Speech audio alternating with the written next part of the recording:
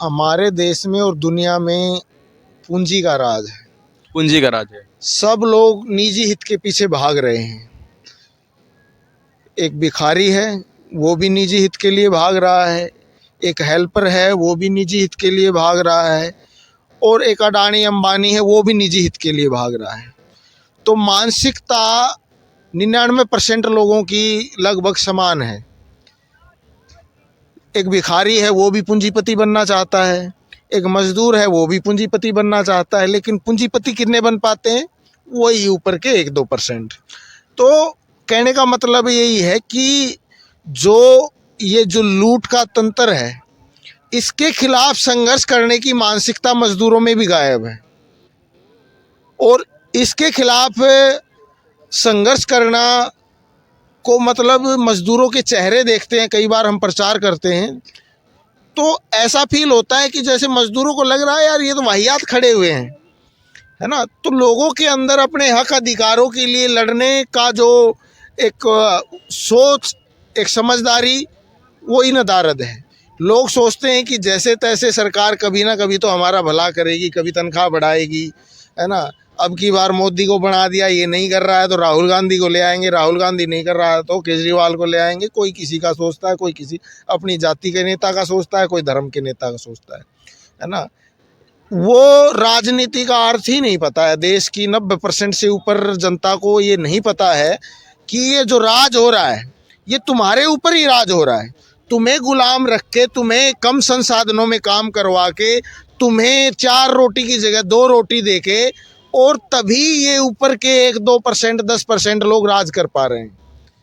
अगर नीचे के 80-90% लोग गुलामी स्वीकार नहीं करेंगे तो ऊपर के 10 लोगों की जो राजशाही की जो जिंदगी चली हुई है, लाखों का रुपया पर डे वो खर्च करते हैं, शाही गाड़ियों में रहते हैं, शाही बंगलों में रहते हैं, वो बिना मजदूर और किसान के शोषण के बगैर वो संभव ही नहीं है। जो हम देख रहे हैं कि हमारे देश में अंबानी, मुकेश अंबानी, उन्होंने अपने लड़के की शादी की, 5,000 करोड़ रुपए खर्च किए। और हमारे देश में एक आम मजदूर को अपनी लड़की की शादी खर्च करने के लिए 2-3 लाख रुपए खर्च करने पड़ते हैं, तो उसको ब्याज में लेने पड़ते हैं। वो ज़िंदगी भर उसका ब्याज नहीं चुका पाता है, क्योंकि जो माफिया उसको ब्याज देता है 10 रुपया सैकड़ा पर मंथ, और उसमें आपको ब्याज हर महीने देना है। तो काफ़ी मजदूरों के साथ ऐसा होता है कि वो 2 लाख रुपए अगर उन्होंने ले लिया तो वो ज़िंदगी भर उसका पैसा नहीं उतार पाएंगे। 5 रुपये, 6 रुपये, 10 रुपये पर मंथ का उनसे वो ब्याज लिया जाता है, और वो ब्याज है उसको देना है। अगर आप ब्याज देते भी रहे तो पूरी ज़िंदगी आपकी कई पीढ़ियाँ गुजर जाएंगी, आप मूल तो दे ही नहीं पाएंगे। आप और आपके बच्चे तो ब्याज देने में ही गुजर जाएंगे और पीढ़ियों तक आप गुलाम बने रहेंगे। तो हालात ये है देश की। मैं जानना चाहता हूँ, मजदूरों का सबसे बड़ा दुश्मन कौन है? मजदूर खुद है, या फिर सरकारी तंत्र है, या फिर ये जो अमीर लोग हैं, पूंजीपति, वो लोग हैं? कौन है मजदूरों का सबसे बड़ा दुश्मन? देखिए, मजदूर अपना दुश्मन नहीं हो सकता। हाँ, मजदूरों में थोड़ी चेतना का अभाव है, ये एक बात है जो मजदूरों की कमी है। मजदूरों का दुश्मन पूंजीपति वर्ग है, जो मजदूरों की मेहनत को लूटता है और अपनी अय्याशीपूर्ण ज़िंदगी जीता है और अपनी पूंजी को लगातार बढ़ाता रहता है। और जो वो पूंजी है, वो उस पूंजीपति को भी एक तरीके से गुलाम बना के रखती है। तो कहने का मतलब है, ये निजी संपत्ति पूरी मानवता की दुश्मन है। ये निजी संपत्ति एक भाई से दूसरे भाई का कत्ल करवा देती है। ये निजी संपत्ति ये 90% जो जनता है इसका शोषण करवा के पूंजीपति, अफसर, नेताओं का राज चलवा रही है। तो कहने का मतलब, जो सबसे बड़ा शत्रु हमारा है पूरी मानवता का, वो है निजी संपत्ति। उसके बाद आते हैं एकाधिकारी पूंजी।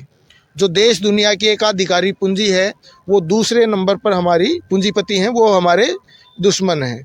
तो ऐसे ही करके ये स्टेज हैं। तो मतलब निजी संपत्ति कहेंगे कि हमारी सबसे बड़ी दुश्मन है। निजी संपत्ति की मानसिकता हमारी दुश्मन है।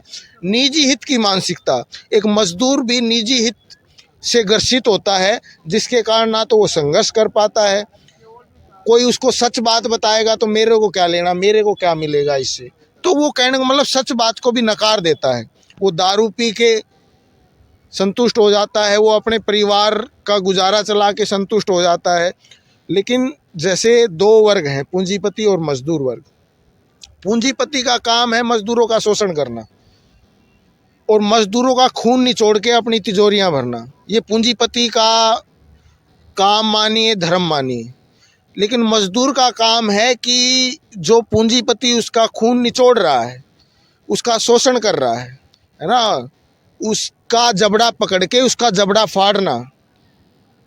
भाई मजदूरों को शोषण से मुक्ति कब मिलेगी? जब इस पूंजीवादी निजाम को तहस नहस किया जाएगा, मजदूरों का राज, किसानों का राज, एक बराबरी वाला राज आएगा। ये काम मजदूर किसानों का है। लेकिन अगर हम चाहेंगे कि हम भी पूंजीपति बन जाएं, अरे काहे से पूंजीपति बन जाएगा भाई तू?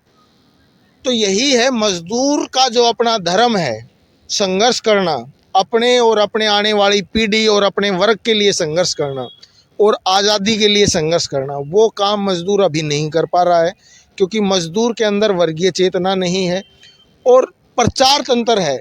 जैसे हम मजदूरों में ये मजदूर संगठन का झंडा लेके जाते हैं, तो मतलब जो थोड़े से जागरूक लोग होते हैं, जो पूंजी के मतलब चाटुकार लोग हैं, थोड़े पैसे वाले लोग, वो तो मतलब ये बोलेंगे कि ये आगे भी लाल झंडे वाले, ये है वो, मतलब बदनाम करने की कोशिश करते हैं। मजदूर को पता नहीं कि हमारी मुक्ति अगर कहीं से होगी तो मजदूरों का जो क्रांतिकारी झंडा है, लाल झंडा है, उसी के नेतृत्व में हो सकती है। क्योंकि कोई भी राजनीतिक पार्टी मजदूरों के राज की बात करती ही नहीं। सिर्फ और सिर्फ मजदूरों का क्रांतिकारी जो पार्टी होती है, क्रांतिकारी जो संगठन होते हैं, वो मजदूर किसानों के राज की बात करते हैं। ठीक है, लेकिन मजदूर इससे मतलब अभी दूर है, वो इसके साथ अपना जुड़ाव महसूस नहीं कर पा रहा है ना।